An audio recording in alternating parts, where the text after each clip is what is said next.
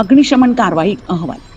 आज दिनांक 23 जून 2026 रोजी 4:20 कुदळवाडी चिखली परिसरातील श्री महादेव मंदिराजवळ प्लास्टिक, रबर, लाकूड व इतर ज्वलनशील साहित्य साठवलेल्या अवैध भंगार गोदामांना भीषण आग लागली होती. सदर आगीची तीव्रता व परिस्थितीचे गांभीर्य लक्षात घेऊन पिंपरी चिंचवड महानगरपालिका अग्निशमन विभागाच्या चिखली, तळवडे, मोशी, भोसरी, पिंपरी, नेहरूनगर, प्राधिकरण व थेरगाव येथील अग्निशमन केंद्राची पथके तातडीने घटनास्थळी दाखल झाली.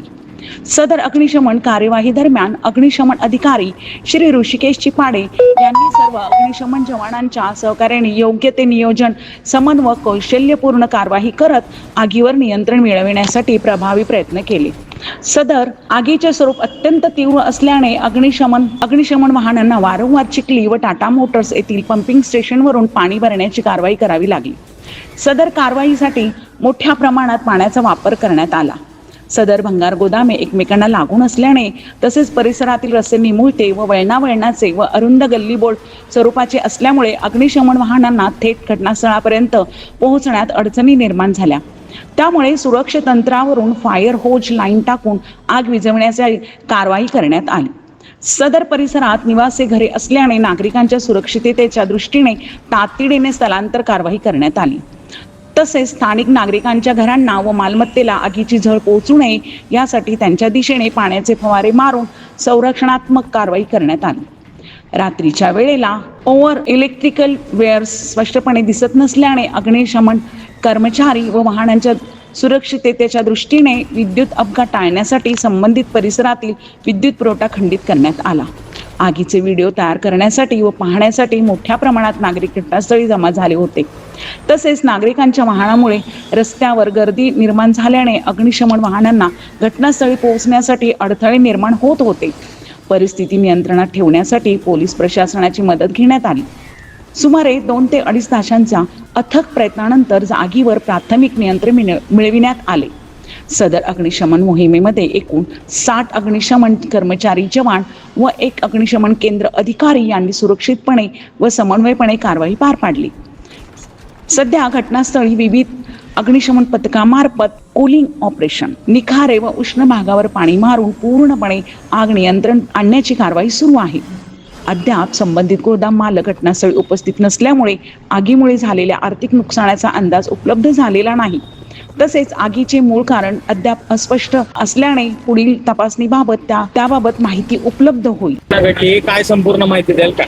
आपल्याला कॉल आला सकाळी 4:22 आणि आता सगळे स्क्रॅपचे गोडाऊन आहेत. सध्याला तर आपले 10 अग्निशमन केंद्रापैकी 9 अग्निशमन केंद्राच्या गाड्या सगळ्या इथं उपस्थित आहेत कॉलवर.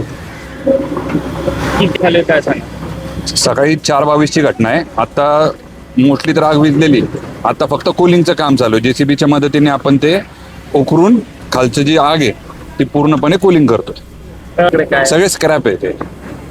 किती गोडाऊन आहे सध्या काय सांगू शकतो? ते तर अजून आपल्याला ती माहिती भेटली नाहीये, कारण की सकाळी पार्टीचा कॉल झाला. नाही, कुणी कॅज्युअलिटी नाही, कुठलीच कॅज्युअलिटी नाही.